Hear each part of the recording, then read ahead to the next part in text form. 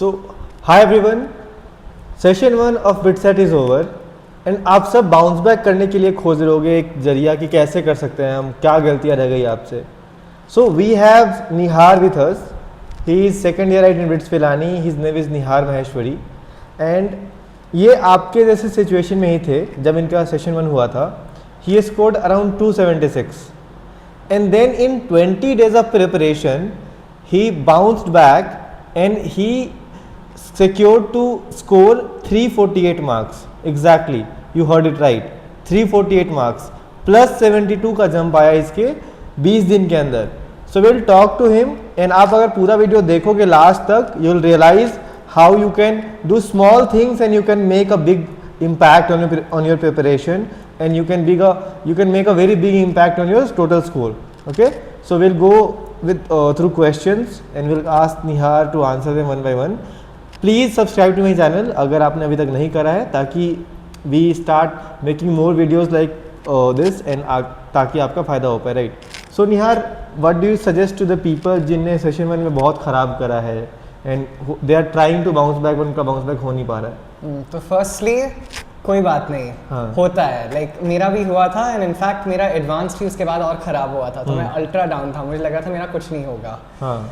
So firstly थोड़ा सा एक मेंटल स्ट्रेंथ रखो एंड दूसरी बात यू नीड टू रियलाइज कि लाइक जो भी preparation you have done for other exams, like for example for JEE Mains और for JEE Advanced, that is very different from BITSAT because BITSAT is more of a speed game where the syllabus is also slightly different, especially with the new syllabus restrictions on NCERT for boards and advanced.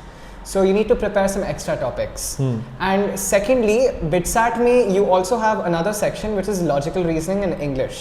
उसके लिए भी you have to prepare थोड़ा सा separately. So these are the 2 or 3 things you need to take care of. Okay. So now we'll go subject wise. Okay, and like we'll ask Nihar how each subject can be prepared in a different way and what he did to improve in that subject. Okay. So we'll be starting with my favorite subject, that is mathematics. So what strategy did you use for your maths preparation for BITSAT? Okay, so mathematics is also my favorite subject. The problem that I used to have with mathematics is that you have 40 questions and it's the last section, right? So you usually never have enough time to do it. So for me what worked was that I actually started my paper with chemistry and then I moved on to maths. Physics I did last because physics I could do fast. So that was the way I attempted my paper and it really helped me. So firstly you need to give mathematics time, and secondly there are 2 reasons why you can do poorly in mathematics. Number 1 is that you don't know the concepts and number 2 is that you do silly mistakes. Okay. I had the second problem where I did a lot of silly mistakes where I did plus minus errors, where in PNC maybe I did double counting of the same cases, etc. And the only way to solve that is that you do more and more questions, and secondly you practice PYQs. In PYQs, you often notice a distribution of questions that reflect certain patterns. Like for example, coordinate geometry in recent years might not have had as much emphasis. And so you can choose what topics to prioritize and what topics you're weak at after you give these PYQs and analyze your performance. Secondly, moving on to the part where your concepts are weak, the only way to learn mathematics is that you don't memorize formulas, although that might work actually for some parts in BITSAT. But rather that you have to practice a large variety of questions, as large of a variety of questions as possible. And you also need to know when to skip a question. Because in mathematics, you can have questions that are extremely lengthy. Like take a binomial summation in which you have to use some crazy trick and then do some telescopic sum. You can't do that in the paper. Worst case scenario, in that case, you just quickly mark an option and you move on, or you leave it hanging. Yeah. So you need to know what to leave as well.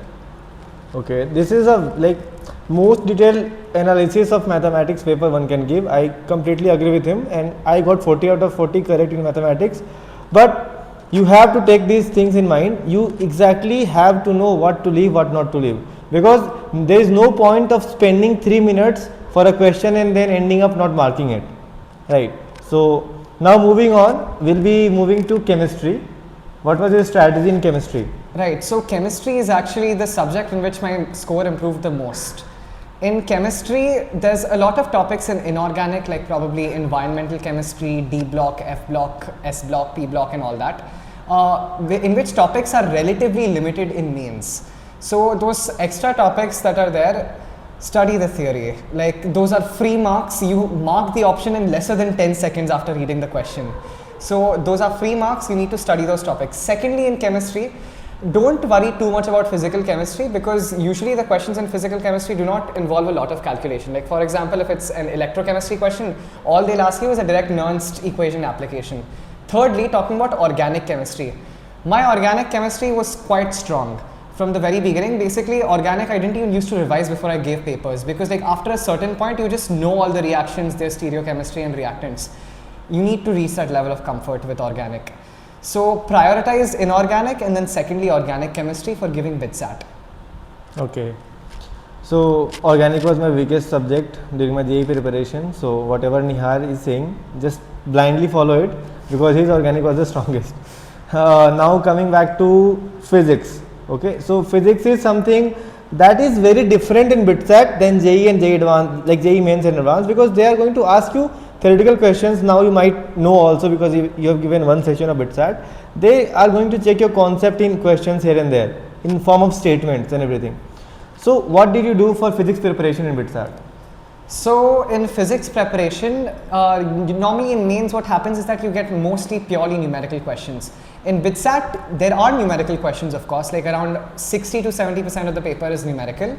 But the remaining 30%, as Bhaiya said, is purely like statement based. Especially like talking about concepts like work, power, energy, where you have to describe a relationship of when is work negative, when is work positive.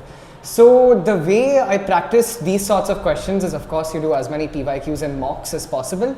But secondly, NCERT is actually not so bad if you try to study the theory for subjects like sound, for example, or subjects like electricity, where the theory is pretty well explained in NCERT or as compared to reference books. And in the most simplest way possible. HC Verma is also very, very good for theory, especially the starting sets of questions, which I don't think are largely numerical. They're simple, but they very clearly clarify your ideas. So this sums up the preparation strategy for mathematics, chemistry and physics.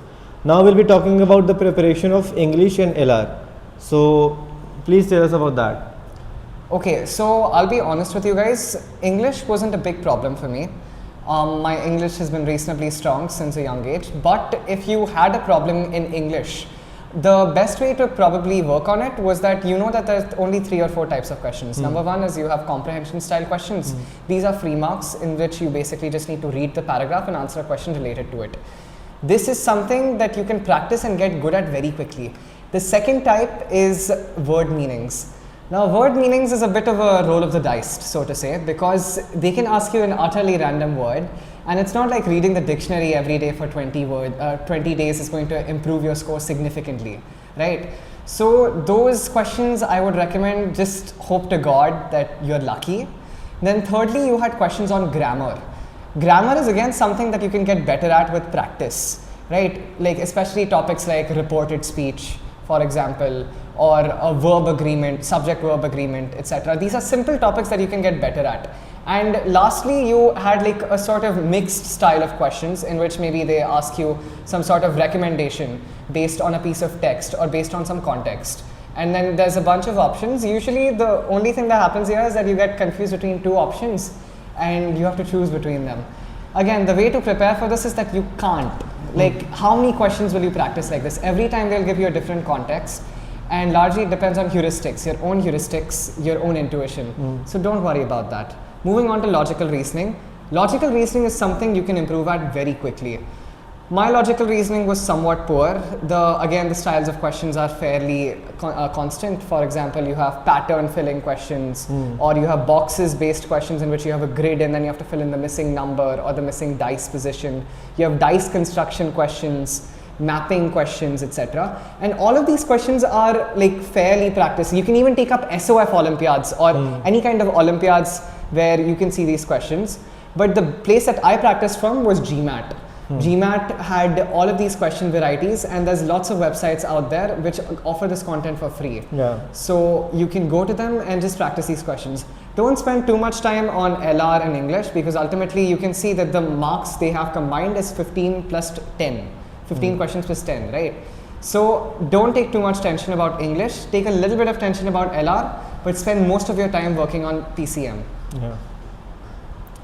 So this was all for English, LR, PCM and everything. But now there is one doubt that I am going to ask Nihar. There is a mental blockage for people who are preparing for BITSAT or JEE Advanced, JEE Mains. Like sometimes you feel very low during a preparation journey. Like I just feel like giving up. Feel like okay, it's over now. Like I just get a random college and I just finish my 4-year degree in that college. So did you feel that during your preparation journey? And if you felt that, how did you deal with it? I definitely felt that during my preparation journey, and my result came out on June 9th. Okay, so that day I was looking forward to a result. I was thinking, okay, I might get like an under 5k rank and then I'll figure out where I want to go. And then I didn't. I got like a close double-digit rank, in which I knew I was not going to get anything good. So that was a huge downer for me. And the worst part is that you also see other people getting their results, right?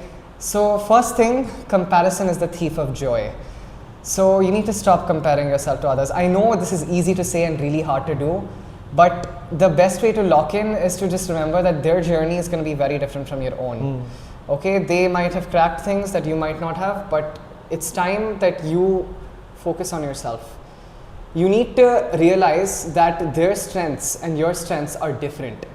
It doesn't mean that you're worthless. Sometimes you feel worthless. Sometimes you feel like, I don't know anything I'm doing. I've studied so hard and it still feels like others are doing better than me. And you have to feel that feeling and then you have to beat it. You have to get back to work. You have to lock in. You have to study 6 to 7 hours a day and then study another 3 hours on top of that. And trust me, you'll crack it. Just be consistent, and whenever you feel down, just remember that even if let's say BITSAT mein thoda sa kharab score aa gaya and you're getting a lower branch, you're maybe getting an MSc, you can always come here and get 10 CG, you know. Yeah. We still have Verti. So you can still lock in later. Yeah, so this was like everything from our side. Like it was a small video, because if you make a long video, people might not end up watching it, and then what if we are saying something in the last and you might not know that. So that is why we try to keep it short. And in between I received a text from one of my student who is registered under my mentorship in BITSAT, and he just wrote me a text that is, you can see this, Bhaiya JEE 4 diya, he got 99.63 percentile. So my team is going to hate me for this, but because this guy got 99.63 percentile, I am going to announce 30% off on my mentorship fee, and this is going to be live after this video is getting released. So you can go and check out on bitsarthi.in/mentorship. There you'll be getting an extra 30% off because of this guy's success. So congratulations to him, and many more to come. Abhi I'm gonna record the data of all the students who have appeared for JEE Mains and everything. But yeah, he has not scored this much. His score was very less in session 1, and he scored so much better in session 2 within just 1 month of mentorship. This is the impact of personal mentorship or personal training, or the problem that we discussed here in the last, that was mental blockage. In that also, if you have someone to talk to, that really helps. For example, let's say you have a big personal doubt on yourself that I might not be able to do it, and you talk to a BITSAT who has already done it. Let's say it's me, Nihar, Chirayu, anyone. You might feel better. That might help you in long run. That might help you for like 30 days of preparation, because some people might not get help and they end up ruining their 30 days of preparation, and that is the most crucial day for you, and then it impacts your result also. So please try to get help whenever you need. Don't be shy, don't be hesitant, because at the end everything will feel worth it if you get into BITS, if you get into a good tier 1 college. Both of us are sitting here right now before you because we are in tier 1, and we know that we have a some sense of security for us. People have worked, our alumni, the people who have studied here have done so well in their life that their work is going to help us in getting jobs in good companies, in top MNCs and everything like that. So that security, if you need, you have to work hard. So just keep that in mind and work hard diligently. It is going to make sense at the end, for sure. and learn the art of doing hard work, because that is what BITSAT or JEE Mains is going to teach you. In company interviews, they are not going to ask you the BITSAT questions. But since you are a BITSian, since you are an IITian, they know that you have the capacity to work hard. You have that zeal to work hard in the tough conditions. And that is what is making you a better candidate for them than other colleges, the tier 2, tier 3. Okay. So all the best. And you have not if you have not subscribed yet, please do subscribe to our channel. See you in the next video. Bye bye.